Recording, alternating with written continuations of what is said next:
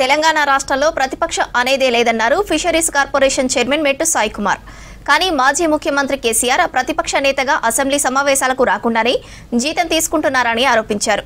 18 నెలలుగా కేసీఆర్ ఇప్పటివరకు 49,50,000 జీతం తీసుకున్నారని విమర్శించారు. ప్రజల సొమ్మును జీతంగా తీసుకుంటున్న కేసీఆర్ ఇప్పటికైనా అసెంబ్లీకి వచ్చి న్యాయం చేయాలని డిమాండ్ చేశారు మెట్టు సాయి. కల్వకుంట్ల చంద్రశేఖరరావు గారు ప్రతిపక్ష నాయకుడు అయిన తర్వాత ప్రతి నెల 2,75,000 రూపాయలు తీసుకుంటాడు. 18 నెలలు 2,75,000 ఇంటూ 18 నెలలు 49,50,000 రూపాయలు. ప్రతిపక్ష నాయకునిగా కల్వకుంట్ల చంద్రశేఖరరావు గారు కేవలం ఒక రోజు 2 రోజులు అంతకుమించి రాకపోవచ్చు అసెంబ్లీకి.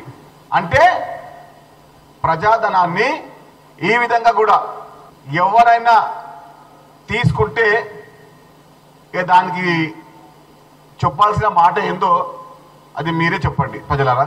ఇందులో ఏ కోశాన తప్పైన ఉందా? ముఖ్యమంత్రి రేవంత్ రెడ్డి గారు పదే పదే మీరు అసెంబ్లీకి రా అంటే రాకుండా ముఖ్యమంత్రిగా పనిచేశారు 10 ఏళ్ళు, ప్రతిపక్ష నాయకుడిగా పనిచేస్తున్నారు.